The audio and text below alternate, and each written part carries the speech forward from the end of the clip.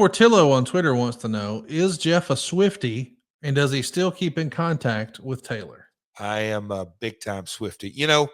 Um, I'd say she's actively busy doing her world. She still has roots in the town, but I can't say me and Taylor are Texan buds. But I'll just kind of leave it at that. She has a private life, and I do too. Well, I mean, here's the reality. Cody doesn't need a babysitter anymore. So Yes, well said. you're one of the only people I know who hired and fired Taylor Swift. Eat your heart out, Scooter Braun. Uh, Christopher Duell wants to know, where did the the Global Force Wrestling belts end up? Does he still have them? And you're the belt expert, but in 2017, when we parted ways, Anthem kept them. I think they remade them. I think I honestly don't know where the whole set is. Which one do I have? I have the next gen. Oh, you got the Cody belt. Yep. Oh, there you go. Yep. I think that may have been Cody's first belt he won post WWE. Oh, wow. Okay. When you left, that first time. Yeah, okay. All right. Simon wants to know, in Jeff's expert opinion, what makes the perfect professional wrestler? I know you could talk about this till our next episode, but could you break it down? Give us a Cliff Notes version of what makes the perfect professional wrestler? The most perfect is there doesn't one exist, but the most well-rounded is you got to know the basics to tell a story in a match and in a promo, and you got to be willing to work for no fame or no fortune. I said willing to work for no fame or no fortune. You got to love it that much. I think because if you don't have a desire and a passion, you're just not going to. I've just seen too many guys come and go. And if they're, and I'm not going to say their heart and their head, that sounds so cliche, but you've got to really, really, really want to do this to succeed. And you got to know the basics of how to tell a story, whether you're a heel or a babyface. Rich Henderson wants to know, are you involved in helping AEW secure their new television deal? No. All right, that was pretty fast. Bobby wants to know, Jeff, is the world title a vehicle for pushing a talent? Does that make it sort of off limits to an established talent? That's from our live studio audience, Bobby. Do you think the world title is a vehicle for making a guy? I mean, we've heard that phrase before, that sometimes the man makes the title and other times the title makes the man. These days, do you think from an AEW perspective that that's what they're trying to do, is use that title to make guys, like establish Swerve Strickland as a tippy top guy, for instance? Well, and I want to make sure this is in bold, highlighted, italicized, and underlined print. Creative is subjective. Yes. But the world title, I still believe, and in the pop culture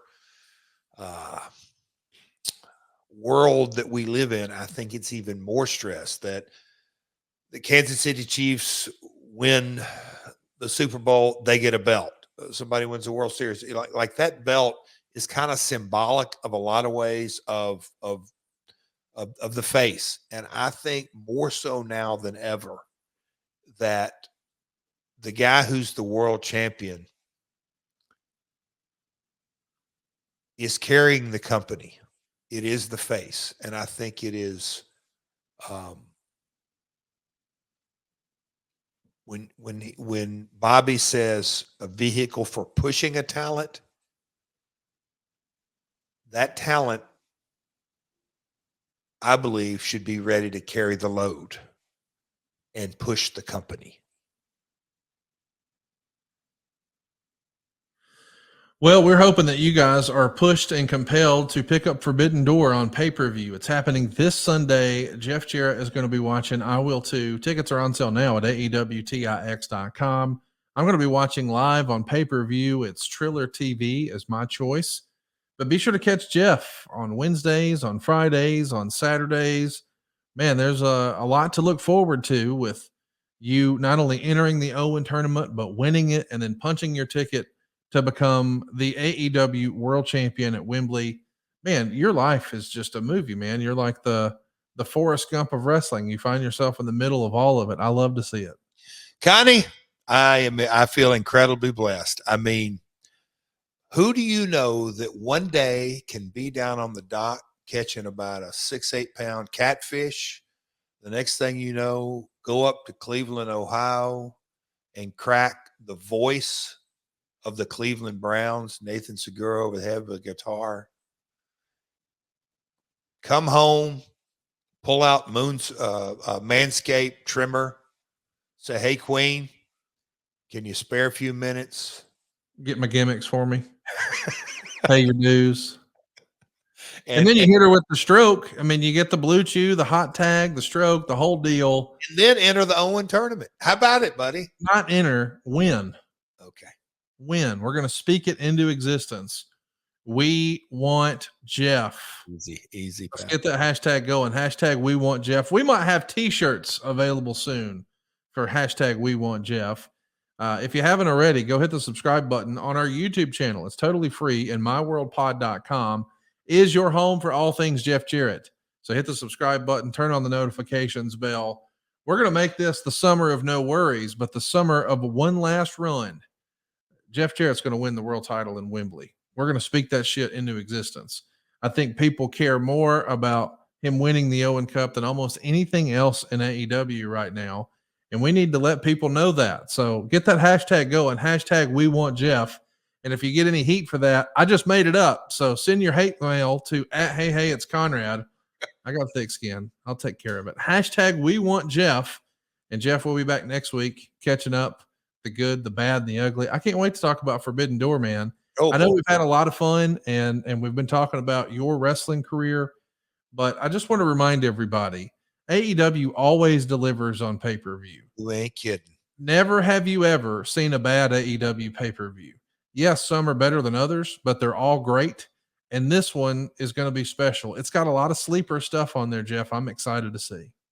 So I don't think a decision has absolutely been made, but if it heads that way, I cannot wait to sit down with Renee, and I cannot wait to bitch slap RJ for posting or sending you that or whatever it was.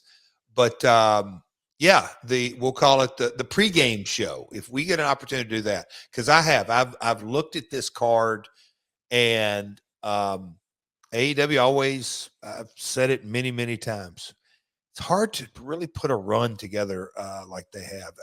People, they can talk about it. Man, I've experienced it's really hard to put a run together of pay-per-view after pay-per-view. So Forbidden Door is going to be one of those that New Japan, CMLL's got a big part of it, AEW, Forbidden Door. It's one of those unique set of circumstances that all the guys are going to be swinging for the fences. So if I'm part of that pregame, I'm excited to do that, to sit down and analyze that.